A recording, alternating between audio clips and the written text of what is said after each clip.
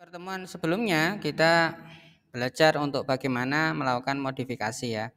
Kita mengambil resource dari sebuah template ya, kemudian template resource itu kita modifikasi untuk menghasilkan tampilan. Dan ini saya sifati sebagai sesuatu yang opsional. Artinya kalian tidak harus niru saya. Anda boleh mencari template yang lain atau desain sendiri ya, desain mandiri untuk tampilan login. Pada dasarnya kita hanya ingin membuat tampilan login yang sudah di-create oleh Laravel secara otomatis itu tampilannya lebih bagus. Seperti itu saja niatnya. Masalah Anda mau desain sendiri dengan CSS kalian sendiri atau memodifikasi template ya yang bisa kalian download, itu saya persilakan. Kemudian setelah berhasil kita lakukan modifikasi, walaupun tidak harus mirip 100%, minimal kita punya tampilan yang lebih baik dari yang sebelumnya, maka tugas kita adalah memfungsikan kembali. Jadi dengan mengetikkan nilai di sini, kemudian mengetikkan nilai di sini, dan saya menekan get started atau saya rubah nanti namanya menjadi login misalkan, maka ini akan berfungsi lagi untuk melakukan login. Nah, kemarin saya sudah menyelamatkan ya form login yang asli. Script form login yang asli itu sudah saya selamatkan ya dalam bentuk file text, dan ini scriptnya. Ya. Dari script ini nanti kita akan bawa kembali ya ke tampilan yang tadi sudah kita lihat. Jadi saya buka ya desain file login yang sudah kita modifikasi.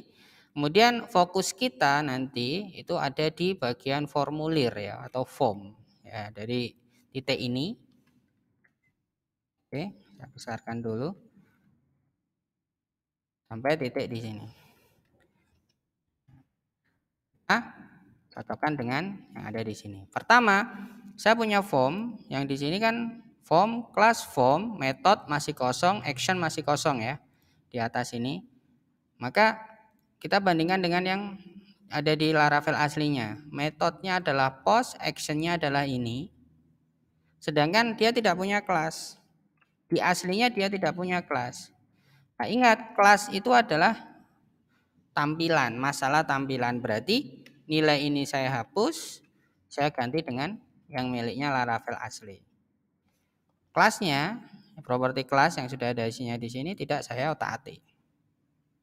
Ya, karena ini nanti akan mengganggu tampilan kalau saya otak-atik. Dan di bawahnya ada add CSRF. Nah, ini saya copy atau ngetik sendiri di bawahnya. Dan ini sudah jelas, kalian sudah saya berikan pengetahuannya bahwa form itu nanti pasti membutuhkan add CSRF. Oh maaf, letaknya salah. Ada di sini. Nah, dalam form ya. Oke. Kemudian setelah itu turun lagi. Di sini kan ada label ya. Label ini dia menggunakan ya nilai untuk memunculkan kata-kata labelnya itu secara bit. Ya, kurung kurawal 2 buka, kurung kurawal tutup. Nah, kemudian tulisannya seperti ini. Sedang yang ada di desain kemarin ini dia tidak punya label. Ya kan? Dia tidak punya label. Di posisi mana? Input ini kan, dia tidak punya label. Oke?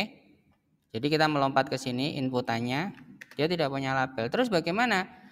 Nah, berarti ini tidak akan kita pakai. Karena nanti kalau kita pakai tampilannya akan aneh, ada labelnya di sini. Tulisannya, maksudnya label itu tulisan di atas inputan. Ya. Nah, berarti ini tidak kita pakai. Kita masuk ke input pertama. Input pertama ID-nya email, tipenya email, kelasnya ini, ingat kelas itu tampilan ya. Berarti kita sudah punya atau belum di sini? Oh, sudah punya. Kelas standar yaitu form control saja. Sedangkan di sini ada tambahan. Add error is invalid. Kemudian add an error. Kan ini ya, sampai sini ya. Ini berada di dalam kelas. Nah, ini kita copy. Kita masukkan ke sini. Sorry. Paste. Nah, berada di dalam sini. Nah, ini boleh kita enter, no problem. Kemudian placeholdernya apa? Ada nggak tentang placeholder tulisan di? Oh, ternyata ini enggak ada. Dia punya. Kita ganti aja. Jangan first name ya. Misalkan kita ganti username. Ketikkan username Anda gitu. Ketikkan username dalam kurung email gitu. Email. Nah, segini aja. Oke, berikutnya ID email, tipe email. Oke, ini kita copy. Nah, ini kan tipenya teks, bukan email. Berarti kita hapus, kita ganti. Ya, sudah. Kemudian berikutnya lagi value. Oh, name, email, value, old email, recruit sampai terakhir ya, autofocus. Berarti ini kita copy karena belum ada, semuanya di sini belum ada. Nah, ini kita paste. Oke, nanti input bukanya di sini, tutupnya di sini, di belakang.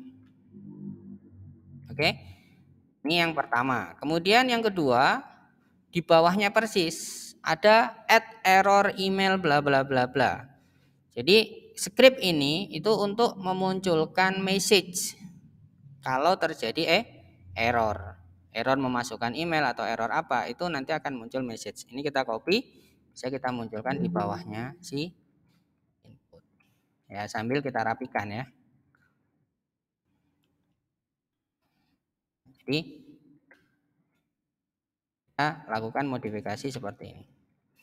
Turun lagi di bawahnya ada inputan yang kedua. Inputan yang kedua yang kita rubah pertamanya di sini. Kan password. Ya, sama seperti tadi ada kelas. Ya, kita turun di sini, ada kelas. Oh ya. Tapi errornya belum ada, maka errornya ini kita kopikan. Copy. Masukkan ke sini. Paste. Oke. Di form control sekarang ketambahan error. Error itu maksudnya apa? Jadi nanti ada seperti if di dalamnya kelas itu seperti if. Kalau terjadi error password, maka kelas is invalid itu akan dipanggil, maksudnya gitu. Ini seperti if. Jadi deteksilah error password. Kalau terjadi error terhadap password, maka kelas is invalid akan nambah ke sini, muncul. Apa kelas is invalid itu? Nanti Anda bisa cek di Bootstrap. Itu biasanya memberikan warna merah, border warna merah terhadap lokasi inputan. Oke. Kemudian saya turunkan. Berikutnya apa? ID password, tipe password. Sama dengan tadi, berarti gantikan ini. Paste. Berikutnya name, password sampai ke belakang. Copy. Nah, ini belum ada ya, saya taruh di sini. Dan terakhir error. Ini saya taruh di bawahnya. Ya. Jadi step-stepnya Anda perhatikan agar tampilan ini nanti bisa berfungsi. Ya, sambil di refresh nantinya. Misalkan saya ngetikkan seperti ini, ya, ini nanti pada saat saya kirimkan, maka dia akan memunculkan error, gitu kan? Niatnya kan seperti itu. Berikutnya kita turun lagi di bawahnya.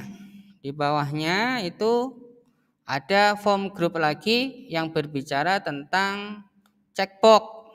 Ada nggak checkbox? Kita perlu pernyataan atau pilihan untuk remember me. Ya, biasanya kalau kita memasukkan username, password itu kan ada kata-kata remember me. Perlu nggak itu? Kalau tidak perlu, ya ini tidak usah diadopsi. Turun lagi ada button. Nah, buttonnya ada dua. Satu button untuk login, tipenya submit, ya. Jadi button tipenya submit. Kita juga punya di sini, ya. Apa? Get started. Lah, kan ini kan. Ini bukan button, ini adalah link. Maka ini tidak bisa kita pakai. Loh, terus tampilannya kan nanti kalau saya ganti button, misalnya saya buat button seperti ini. Di bawahnya atau sampingnya. Button seperti ini. Kemudian saya tulisi login in misalkan seperti ini ya. Nanti kan munculnya, saya refresh. Nah, munculnya kan seperti ini, Pak. Jelek kan? Ingat tampilan yang kita mainkan berarti. Apa? Ya kita adopsi ini aja. Kita adopsi ini, masukkan ke dalam button. Kalau kita save, maka ini akan memunculkan loh, kembar kan jadinya. Ya kan? Jadi masalah tampilan. Berikutnya apa? Kita baru bisa ngadopsi dari sini, tipenya submit. Kita butuh tipenya saja karena kelasnya kan kita ambil dari sana tadi. Kelasnya kita ambil dari sini, sudah ada kan? Kita hanya butuh tipenya saja. Tipenya adalah submit. Jadi yang atas bagaimana? Ya kita hapus saja, nggak kepake. Nah, kayak gini. Berikutnya di sini kita punya apa? Lupa password.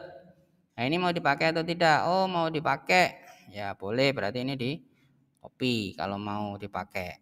Ini berbentuk apa? Ini berbentuk link. Kita di sini juga sudah punya sebuah link, ya, add link ini. Dan munculnya juga sudah bagus. Di mana? Di bawah sini. Ya kan? Di bawah sini. Nah, tinggal kita ambil aja salah satu link yang mau kita pertahankan. Misalkan saya pertahankan yang create ini kan, create account ini, nanti kita ganti dengan apa? Dengan ini. Ya, misalkan ini saya copy ya. Saya copy, kemudian saya bawa ke sini. Tampilannya itu kayak apa gitu loh. Apakah sudah bagus? Kalau sudah bagus ya sudah langsung pakai. Tapi kalau belum bagus, ya berarti nanti kita opsi. Oh, kan tampilannya seperti ini, tidak warna kuning dan seterusnya kan. Nah, berarti ini akan kita adopsi secara tampilan loh ya. Secara tampilan kita akan ngadopsi ini. Caranya bagaimana? Ya, ini kita cut. Kita masukkan ke sini. Oke, pelan-pelan. Kita rapikan dulu. Kemudian tulisannya itu kita ganti. Ini kita ganti. Atau kalian ketik aja, forgot password gitu misalkan. Ada ketik. Kemudian href-nya, ini kan masih kosongan ya. Href-nya kita ambilkan dari sini. Oke. Ini href-nya. Kelasnya jangan pakai yang asli. Jelek kan tadi tampilannya. Kelasnya kita pakai yang ini. Nah. Jadi wadahnya kita tetap berikan, tapi secara tampilan nanti kita modifikasi. Nah, kan jadinya seperti ini nanti. Forgot password. Ini berfungsi loh. Artinya dia mengarah ke sesuatu. Ke sesuatunya itu Anda sambil perhatikan ya. Tek ini. Oh, masuk ke reset. Berarti ini sebenarnya memanggil apa? Memanggil halaman reset. Ini halaman password reset. Nah, ini kan belum dimodifikasi ini tampilannya. Berarti nanti kalau menu reset ini pengen diaktifkan, secara tampilan harus Anda modifikasi. Ya. Oke, seperti itu. Kemudian yang atas, sekarang kita ngomong bagian atas. Atau ini kita cek dulu apakah berfungsi atau tidak. Ya, apakah berfungsi atau tidak. Kita cek. Misalkan saya kemarin sudah login ya, cek di database. Nah, di sini kita sudah sempat login. Kita menggunakan email mastermed2000@gmail.com, passwordnya 1234 1234 ya. Coba kita login. Nah, kan bisa. Berarti apa? Berarti menu login kita ini sudah sukses. Jadi Jadi secara tampilan kita sudah berhasil memodifikasi, secara fungsional kita juga berhasil memodifikasinya.